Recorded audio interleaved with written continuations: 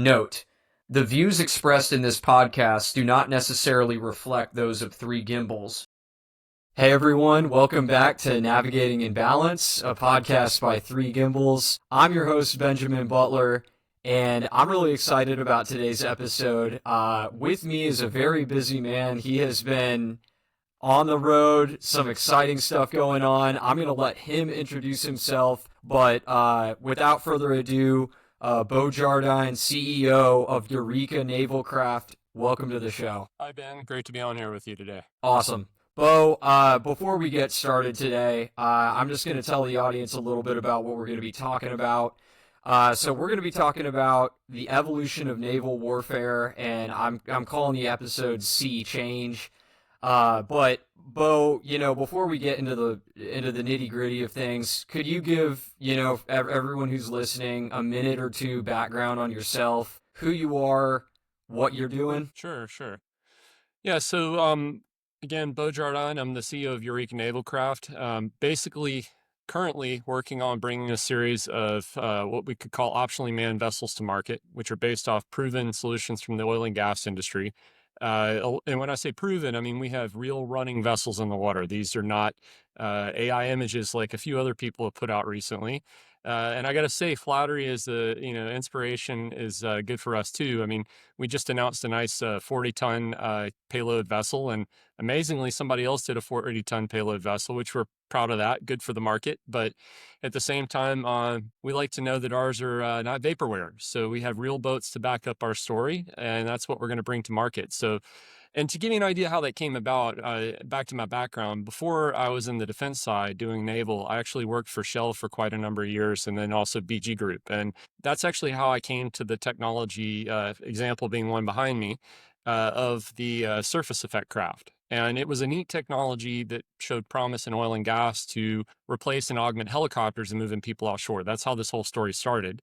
So a few years ago, when I was in Shell, we actually looked at different ways to move people to offshore platforms in the Gulf of Mexico, Malaysia, Brunei, elsewhere in the world. And one thing that we came to is that, helicopters, as great as they are, have limitations and they have a lot of operational needs. And sometimes you just can't do with a helicopter what you can do with a boat, including carrying cargo, not just people. And then when you add in the factors, all those things together, and prices for helicopters being very expensive to operate, maintain, vessels kind of came to the forefront. So in that, there was an exercise that went on. We actually tested a whole series of vessels. The one that came out on top, as they say, the mouse that turned the butter the best, was the surface effect craft. And it happened to be a particular surface effect craft, which was one from a company called Aircat, which was designed by Esna in Norway. And to give a little history of Esna and our partners, they actually have 3 of these vessels, the ones that, we're building right now, operating in Angola today for Total, doing regularly 50 plus knots. So this isn't, again, vaporware. These are real boats moving personnel with double to quadruple redundancy on systems. So these things are real. But with the team there, Esna is actually made up of a couple of naval architects and their team overall. They have a lot of experience in naval craft and SES. And in fact, they worked on the Norwegian's Gold class in their prior roles and also on mine countermeasure boats. So very deep history in that. And when you take that and you overlay that with an operational group like Aircat, who have actual operations in Africa, elsewhere in the world, building in shipyards in Singapore, you bring that together with what we have, and it became a neat thing. So actually, our company is 4 companies that came together to deliver one product. And that product, again, is our solution of vessels. And we keep the Aircat name because we have a brethren company. I don't like to say sister company because it's brethren company is the way we call it. And they actually deliver commercial boats, but we're the defense arm. So the team you see that deliver those boats is the same team you see, but we've added a few other features. We have another company, Trident, who does our maritime security side. So they come in with the defense side, and we're actually adding more people all the time to our defense side of the team. In fact, people who are prior MARSOC, special action, SBS, those kind of things, those are in our team. So we have real operators informing us on the defense side. My background personally is more on the technical marine commercial. I used to run chartering for Shell globally. I used to do technology R&D across different vessels. But, flashing forward, we take this boat, this great design, and it got shelved. It shelved. Good for me, though, because they didn't own the IP. The reason they put it aside was because basically we had a couple of big OEMs come in, prices of certain helicopters, including the S-92 and the H-160, which you see flying around. they drop the price. We go, okay, great. And I get an award for saving money on helicopters, the Marine guy. I'm like, okay, Yeah. great. But then it was put it aside. Well, actually, fast forward a few more years, I didn't let it sit idle. I handed it over to my peers and another operator. And guess what? Total's operating them now. And guess who's looking at them again? Shell. Shell's actually Mm. looking at bringing them back again. But as it sat there, as I'm with a friend of mine, one of my co-founders who's prior military, we were having a beer, like any other good idea starts over a beer. Great start right there. And as we're having our beer, we're talking about the challenges with piracy in West Africa, the need to replace the fleet of vessels, which at the time I was very well aware of that. And I hadn't yet left Shell. And it was like, okay, I see where a boat could go and a good idea. And then it flashed forward, we're sitting there talking. I said, well, what if there was a boat that did this? And so pretty much at that point, I was on my way out and I decided, hey, we'll think about it. I shelved it. We came back to it. And, we started, interjecting the idea, what about the Houthis? What about the challenges they're having facing all these other things, not just pirates in West Africa and Nigeria and places like that, but other things. And so I was like, well, let's give a call to the guys at AirCat. So we called up AirCat. And here we are. We got the Esna team. We bought the brand together, and here we are. And we're bringing vessels in. We went and then we actually had some engagements with the French Navy, who basically said a better thing than defense is a good offense. And before you know it, we had combat craft, and it There you just keeps go. evolving. And UK is looking for commando insertion craft like the one you see here. So is the Marines. So is Australia. These are good for littoral warfare. And we just kept evolving our solutions. But all these things, again, this is actually a vessel used by the Carbon Trust called the Sea Puffin. There's another variant. It's a little bit slower. That one goes 30 knots instead of 50. This one does Okay. 50. But again, these were all based on real solutions. And so when I show a vessel to someone, it's not vaporware. This has model testing behind it. It has empirical data. It has operations. We evolve the vessels based as commercial operations, so we know they work. Every time they go out, we're gaining more data. We're gaining more operational throughput. We use common OEM systems across all our vessels. So the running kit that's in our 35-meter AirCat crew liner that our brethren company has is the same running gear that is in our Bengal. And that's our 36-meter boat. The only difference between the boats is we added a meter so you don't drop a mine or hit a torpedo into the jet drives off the back. Right. And there's a notch on the sides for special operators to get in. And that actually came in with us moving gen sets up to the main deck, which means that we got a bigger another bonus, which other people I don't think in our weight class have, which is we got a lot of power, which means we can power up energy-directed weapons like Blue Halo, Epirus, other things. Show me a 36-meter boat in the world that can do that. There isn't one except for us. So that's kind of, the evolution of it, bringing all these great backgrounds together. And it takes a team to do this. I have a great team behind me, which includes people that are both civilian, military backgrounds. Naval architects are a really strong suite in our house. I think practically everyone in our team has done naval architecture at some point or another.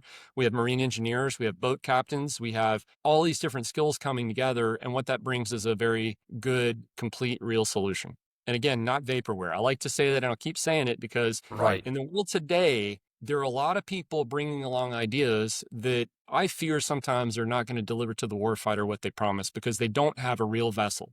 They've got a great image and they've sold it.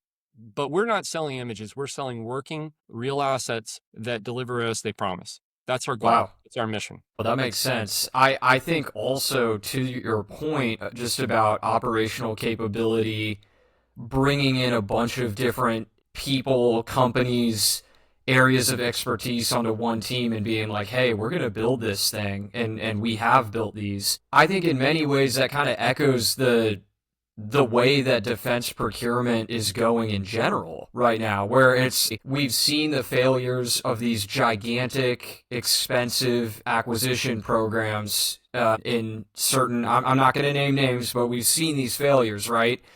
And we've seen these promises being made. We've seen delivery not necessarily happen on the right timeline, if at all. And you have to think to yourself, there's got to be a better way, and this seems like it could be a way forward. I would say it's definitely a way forward. To give you an idea about our vessels too, so we currently build at Strategic Marine in Singapore. We actually are looking at U.S. partner yards to team with them, but we deliver a boat out of the yard there, in probably a little over a year. Depending upon what the design is, could be a little bit more. I mean, first in series, depending upon what we spec in, could be a little bit different. But that boat, when it comes out of Singapore, is delivered for 17 to 19 million for our larger vessel. Show me a number there. You bring that to the US, you're probably looking at somewhere in the 30 million range. Compare that to what you spend on a frigate or something else. You can buy like 40 of our boats fully equipped for the price of canceling one big asset. And we're not saying get rid of all the big boats. We don't advocate for that. In fact, I think destroyers are necessary to take care of the strategic things. But everything that's a low to mid-tier threat, case in point, Houthi drones, send us out to shoot them down. Send us out to escort the Arleigh Burke class. Send us out to be there with the Marines and make sure they get to the beach alive. That's what we do. And it spans really in that littoral area into the other. And the way we look at our vessels are, we sell the fighter jet of the sea, the fighter bomber. We're the F-18, or rather, a lot of people say we're the Saab Gripen because we integrate like they do. We use a bunch of cool stuff to keep the cost down. But we're like that asset. And then you've got other good deep water blue assets. Like Serco has a great deep water blue, stay in the blue deep water ocean deterrence vessel. But don't take that in littorals because it'll get shredded. We take care of that. We'll escort it. We'll be the fighter escorting the bomber, including these other big ASVs. I mean, there's other ones out there, but no one's in our realm of being willing to go into the littorals, into the areas where it gets hairy with drone swarms and everything else. That's where we excel. We've got 3 30mm cannons on our main boat. Okay, show me a boat that has 3 30mm chain guns, coax machine gun on the main one, ATGMs, talking javelins or spikes or whatever you want. And then we still got 2 more miniguns, more 50 cals, and more machine guns. And that's if you want to go manned. If you want to go unmanned, we can set up the systems differently. And we still have space on the deck for boxes. So we can put boxes of kit either in a 220s or 240 foots, which means 20 to 40 tons of payload in operating in water that is literally a half a meter of water. So it's pretty awesome. We go in places where people don't go. If you're actually in, for instance, let's say in the South China Sea and you're in the Philippines and there's somebody harassing your fishermen in a certain area and you want to deal with it, we can dash over where they can't and get in places where they can't. We can do missions that other people can't. And the other thing is, all while we're doing this, we can be hiding, getting ready to do this. Because one thing that all of our vessels can do is they can all beach. We can go in on a beach, we can sit on a beach, hide, put us under a multispectral, we blend into all the radar clutter. We're the hardest to find thing in the littoral zone. And we'll operate there and we'll self-protect and we'll do things. This isn't a drone throwaway boat that we sell. Optionally manned, yes, but not. It's more at the level, if you want to look at it in drones, of flying drones. This is like a Global Hawk Predator on steroids kind of drone. If the Predator only had 3 30mm cans, it'd be really cool. But something like that. But it's like that, and with the capability to again switch between manned and unmanned missions depending upon what the threat is. I think that's what we bring to bear in there that I don't see anyone else doing. All the other drone vessels right now really don't have the self-defense capabilities needed to survive in a world where essentially you're being hunted at all times, either from the air, on the surface, or under the sea. And we kind of have different ways to deal with those things, some of which are, surface effect craft are not new. They've been around since the 60s. The U.S. Navy is actually the people who pioneered it.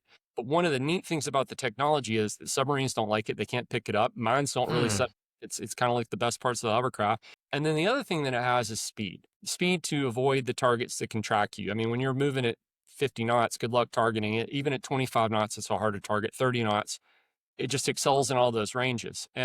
But what we're not promising, I'm not promising go to sea for a year. I'm promising we go to sea for, maybe 3-4 weeks unmanned, maybe a little bit longer, maybe 3 months in a good scenario for unmanned. But we're not going to be out there for a year. I think anyone who's pushing a year, I wish you well. But we have 4 engines on board, and they have 4 engines. I'm pretty sure our engines will have more than just engine problems in that period of time because you get filters, you do other stuff. So you need to have the regular cycling, but that's what we do. We work in rotation, we work in groups. That's how you win. And that's why the cost of the vessels needs to be low. Because if you're going to put all these systems on board, you're going to do these things, you need to have volume. You need to have the number of assets in the field to do the job with different mission kits, different things. And the beauty of it is it's modular, it's cheap. I mean, inexpensive, better not say cheap, just people get mad, but inexpensive, still expensive enough you don't want to throw it away, but very useful. I think to your point on modularity, it feels like that is the direction we're going towards, is this realization in modern war, almost the number of systems you can field in many ways is more, I don't want to call it more important necessarily, but it is critical. You need to have quantity, as well as obviously capability, but and in the ability for a vessel to operate and kind of have payload difference. If I want to drop in a module on this vessel and I want to include something else on a different one, rather than redesign it from the ground up and have to utilize a completely separate platform, I can use the same platform.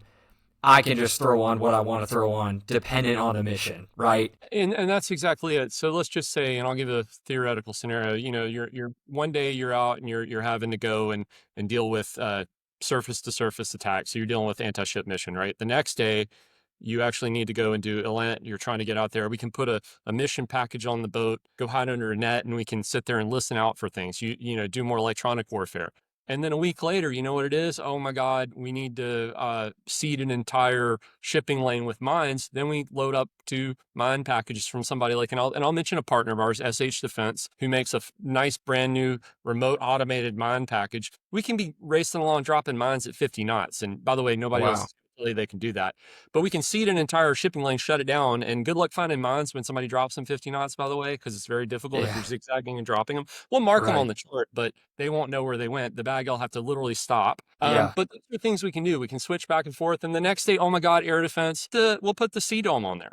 We'll pack our boat with missiles, and we can do that. And then if we're sailing along with the destroyer and they're using the nice, Link 22 or whatever, Link 16, if it's the old version, they're transmitting the data. We don't need the big radar, but we can be the magazine for a bigger vessel. We can be that effector. And then even in some sense, I like to say we can go nuclear if needed. We can carry Tomahawks. So, I mean, there's not much more that we can't do other than carrying probably like a full-out ballistic missile, but who knows? Maybe in due time, we'll figure out how to cram something even bigger on there. Every time I say we can't fit something in our vessel, somebody shows me something, we manage to fit it on there. So we work with OEMs. I mean, we work very close with Rheinmetall. We've got 126 loitering munition package from them and U-Vision on our boat. We've got cannons from EOS. We have blends of all these people, Echodyne, Leonardo RDS. We don't play favorites, but what we will do is we will draw that crayon picture, that image for the client that helps them figure out the mission. And then we, again, stay clear of the ITAR stuff, but we connect them with the right parties to make sure it goes on board.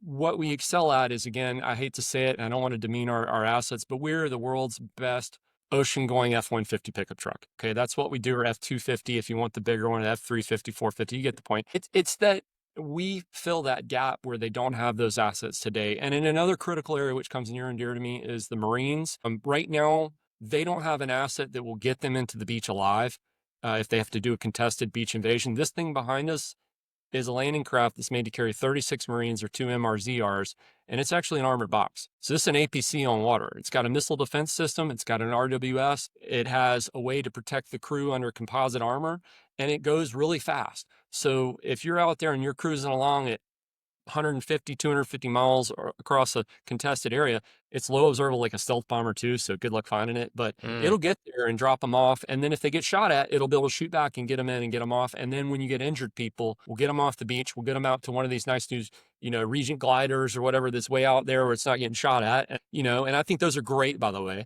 But we'll pair up with all these other things in the market, that are being fielded, and we'll work with these other assets to do this. And it really does fill a gap, a need. And personally, knowing a lot of Marines and knowing a lot of sailors and other people, and by the way, Coast Guard drives these in war. So yeah, we'll add the Coast Guard in there. These are assets we need. And our enemies, or our, potential enemies, they know that we don't have that. And they know we need it. And so we hope to get it in the hands of our warfighters, and quicker rather than later. And we are working on other solutions that carry vehicles too. So I'll keep that one in the bag, but we're looking at carrying a nice heavy armored vehicle into the beach singly, not like a bunch of them. Sure. But something else that'll do the job to make sure those troops, when they're on the beach, they can fight back if they go into a contest. Actually, you brought a couple things up that I wanted to switch gears a bit into tactics and just things that inspired, yes, the creation of these vessels, how you see naval tactics evolving in 2025.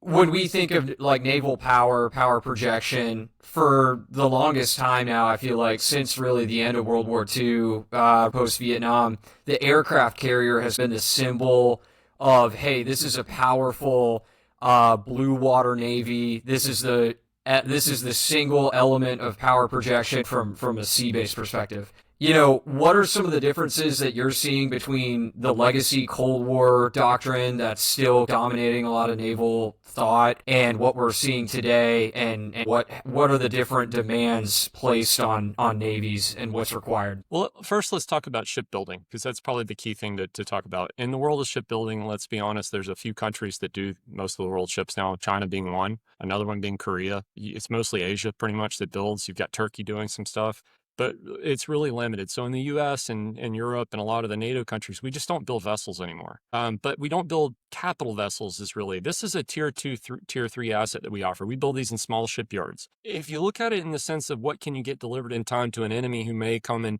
some people say as early as 2026, 2027. I don't think you're going to have the big Navy buildup. And there's a historical precedence behind this. Pre to World War II, the U.S. Navy really wasn't set up to fight the big war it ended up fighting. At the beginning, under the Army and MacArthur in the Philippines, he saw this challenge. He went and actually commissioned the first PT boats, some of which were built with Higgins Industries, which is where we get our Eureka name inspiration from, because that's what they call the landing craft actually in the order book. But they commissioned these things because they knew the big Navy wouldn't be there in time, and they needed to have some kind of, holding measure to hold back the Japanese. And if it had not been for those PT boats, the Japanese would have been over across the Pacific even quicker. So what these do is they're really gap fillers. They fill in there. But unlike in World War II, where that's all they could do, now they can be power projection tools too. They can be other tools for, hard and soft power protection. And when I say that, it means that these vessels have a lot more capability than a PT boat could have dreamed of in World War II. To the SWIC operators out there today, the people who are the next generation of PT boat operators, essentially, their brethren from back in past would have loved to have had these, because they could have carried things into the field that they would have only dreamed of, like air defense packages, torpedoes that were longer range, missiles, other things like that, mines. Having that capability changes warfare too, because you also can employ different tactics. Another huge thing that's come on scene is drones. And swarming drones are a challenge for any Navy. If we bring the swarming drones to the party, it's an even bigger challenge, because if we bring, I don't know, 300 drones with us, and we can carry a lot of drones, and we just release them like a swarm of bees at them, we're not going to go sink the carrier. We're not going to go sink the battle group of the enemy. But what we will do is we may mission kill it. We may blind it. We may make it just absorb so many little hits like bee stings that finally there's a big murder wasp that comes in and takes it out. We'll call it for what it is. But that is really where you kind of look and you see that the tactics start to change. But also at the same time, we've got to be prepared to defend against those things, because if you look at a destroyer and it's out there steaming around, it's going to get eaten up pretty quick if it receives the same attack. So if we're out there and we're with these chain guns and everything else, we can also be using the same things to counter. So really in the world of warfare, it goes in those phases. And also when we get into the littorals, and I hate to say this, but the closer you get to land, the more dangerous it gets, because now those drone swarms, they're not coming from another boat or hell from a submarine or wherever they're coming. They're coming from land. And when you get closer to land, they have a lot more capability, and they're going to start coming in bigger waves and bigger volume, because they can literally box them and have them ready to go. It used to be anti-ship missiles you had to worry about. Now you got to worry about drones and anti-ship missiles. And then you still have surface drones too coming in, more drone swarms. All these things coming together paint a very, very dark picture, which I think they've called it a hellscape, right? The hellscape of the Pacific, as it's been said. I think it's a hellscape globally. And I think you have to be prepared for it. But that also doesn't mean that every big asset is out of the frame. Again, aircraft carriers still have a role to play. They provide air cover, things like that. But as a plane flies into a zone, what if we were driving along as like a little brother down here, shooting missiles up at other planes, being cued by their radar to take out that airplane with our, AMRAAM or whatever? We've got our sea-based version, right? So using these capabilities together, and again, blending it in a new asymmetric warfare way, would be awesome. And then my dream is also to carry the equivalent to a Prowler, or the Growler, as they call it, weapons package.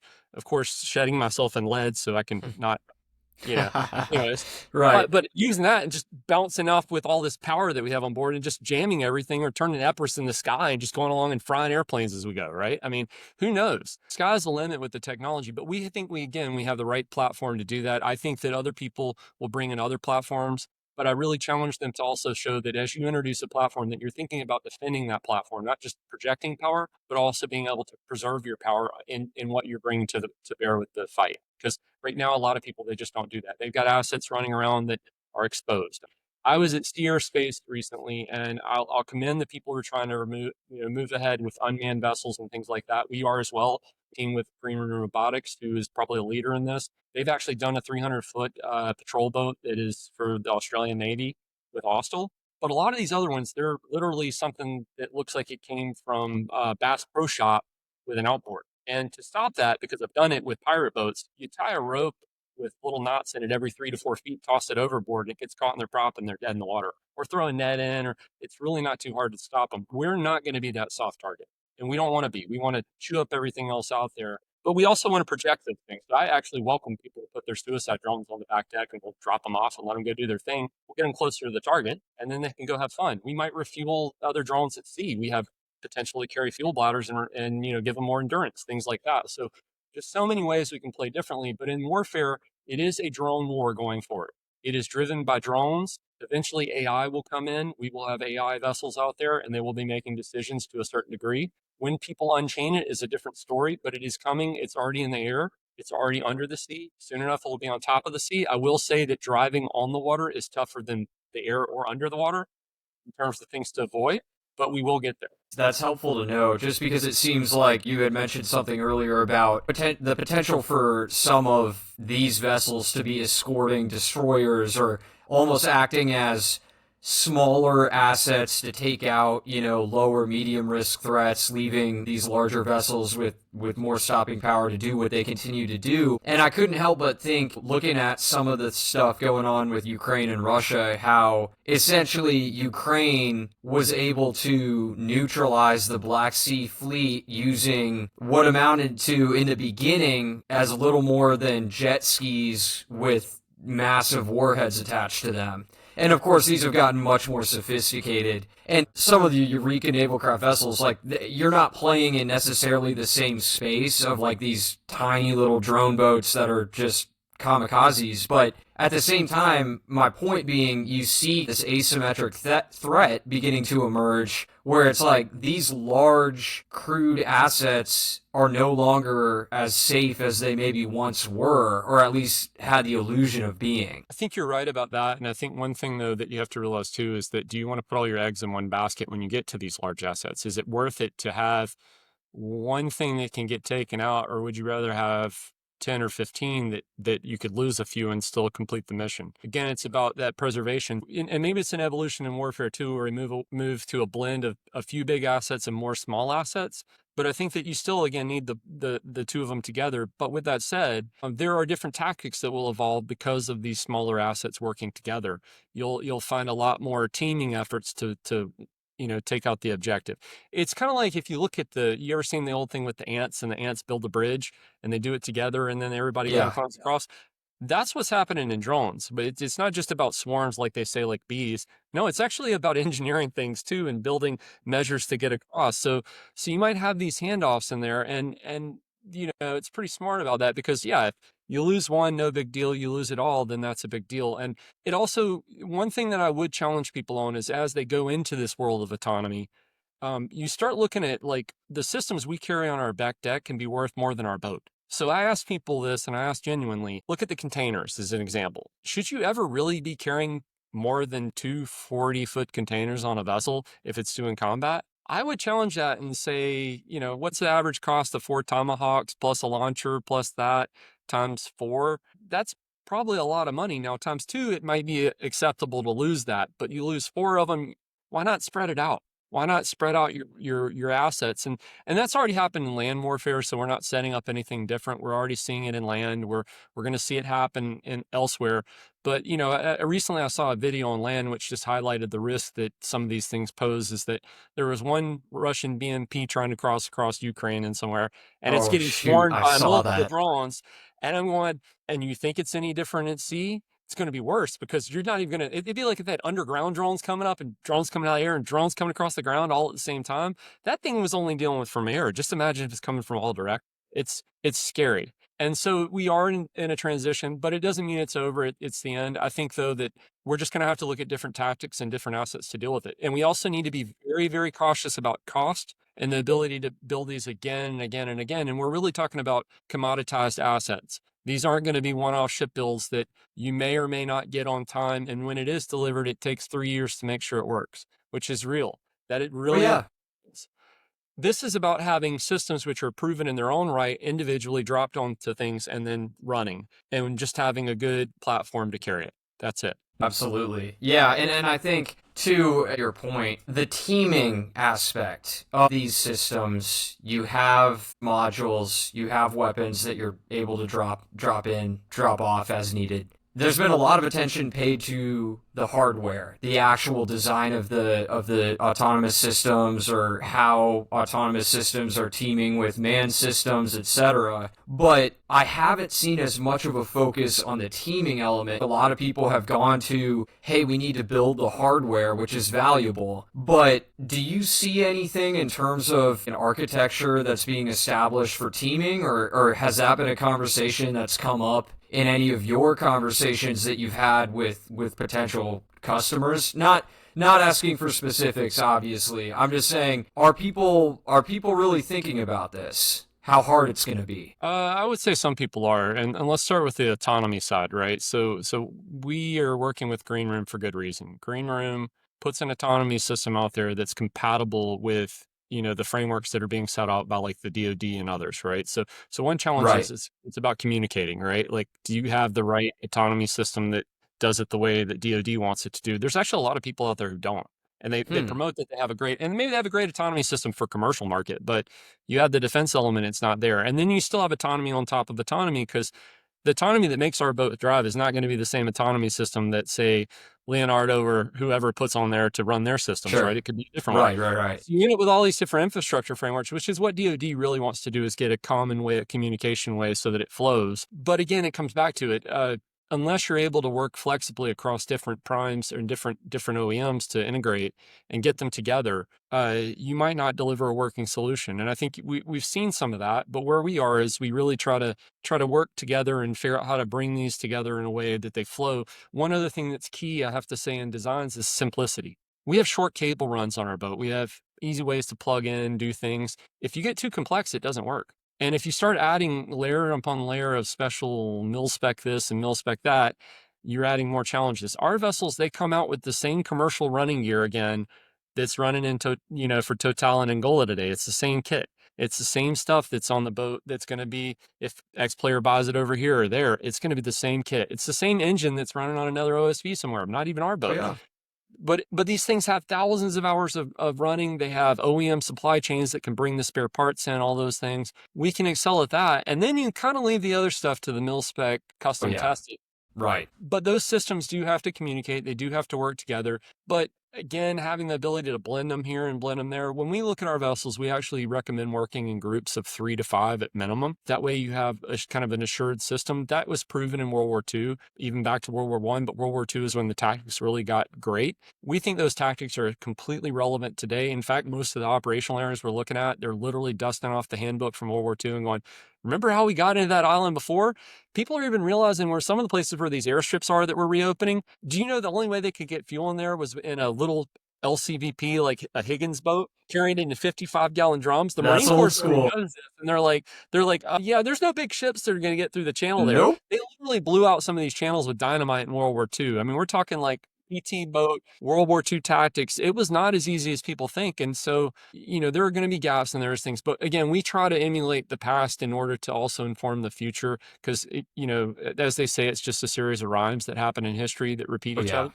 Yeah. And, drones today are the kamikazes of yesterday. Guess what took out kamikazes back in the day? Gunfire. Guess what's Hmm. taking out drones today? Gunfire. Guns. Maybe lasers now, but we'll see, and other stuff. But the point being is that's what it takes. And it's just an evolution in warfare. The only challenge we have now is that we don't have an industrial base in the United States. And our company is focused on building not only the vessel and designing the vessel and the systems and, again, the training, the maintenance, everything like that. But we're also focused on how we build them. So we're actually talking to people about, and I have to be careful what I say, but we're looking at Right. some very innovative ways to have the build time on the construction, which we do know will work using new technologies. And no, it's not all 3D Sure. printing. There's other things. Right. We have ways of doing that we think we can bring to bear with people to do that. We also know about partnering people from other countries who have like-minded views on the world. Don't like having, people being bullies. There's a lot of motivations there, but we think that we've got the right tools to do that. And again, based in reality, tools that work today, tools that'll work tomorrow. And our other thing that we're also looking at is the model of how these things are procured, because again, it comes down to cost, building and cost, building and cost. Today in the world, most people buy vessels for their militaries, right? But it's funny Sure. because if you go up to a different department like the Air Force, and that maybe not, I guess our Air Force and our Navy do, they lease aircraft, right? So they can go lease a tanker or another aircraft. We're actually looking at leasing our boats to navies. We're Hmm. looking at saying, hey, to the U.S. Coast Guard or to the U.S. Navy or the Marine Corps, whoever, you can lease it. Of course, we'll have, if you break it, you bought it clause, like in case you blow it Right. up or something. But Yeah. if we can take a vessel to a warfighter and give it to him for 5 to 7 years on a lease with a back-to-back lease, and then take it back after that initial period, put it back in the yard, update it for whatever the new threat is, everything like that, give it back to them, they've got a better running asset than they ever have before. And if we do it in rotation, like they lease extra boats, it's almost like Hertz Rent-A-Car, where you come drop one off and you get a And clean just one, grab another type thing. get another. And we're just constantly cycling them through. So they just always have a working asset that's there and ready. And I'm not going to say we're doing anything new, because I have to give credit where it's due.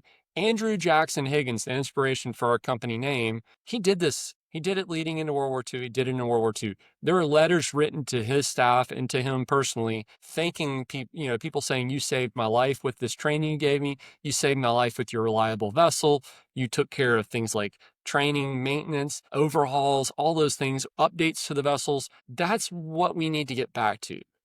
We're, again, history, it's a series of rhymes. We need people who can look back to history and understand how it worked before and repeat it. Otherwise, we're doomed to failure.